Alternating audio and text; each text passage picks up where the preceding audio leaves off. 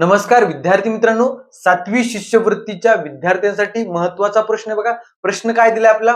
y-20 आणि y+30 हे एकमेकांचे कोटी कोण आहेत, तर प्रत्येक कोणाचे माप पुढीलपैकी कोणते? बघा, दोन कोणाचे माप दिलेत आपल्याला आणि ते दोन कोण एकमेकांचे काय आहेत? कोटी कोण. म्हणजे या दोन कोणांची बेरीज किती असेल? 90 असेल. त्यांची बेरीज किती असेल?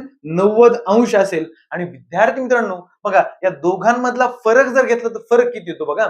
समजा मी एक अशी लाईन काढली, याच्यामध्ये y कुठंतरी आहे, बरोबर का? एक कोण काय म्हणतोय? y पेक्षा 20 कमी आहे, म्हणजे पाठीमाग आहे 20 न, बरोबर का? इथं पाठीमाग 20 नाही. आणि एक कोण y पेक्षा 30 न जास्त आहे, म्हणजे पुढे असणार 30. मग विद्यार्थी मित्रांनो, यांच्यामधलं अंतर, अंतर म्हणजेच काय असतो? फरक असतो. किती बघा, इथून इथपर्यंत 20 आणि इथून इकडं 30. 20 आणि 30 किती? 50. म्हणजे दोघांमधलं अंतर म्हणजेच वजाबाकी असते ना, अंतर म्हणजे वजाबाकी किती असणार? 50 असणार. मग असा ऑप्शन कोणतं आहे की ज्यांची बेरीज 90 आली पाहिजे आणि त्यांची वजाबाकी 50 आली पाहिजे? बघा मग, 20 आणि 70 90 बेरीज येते, वजाबाकी येते का बघू.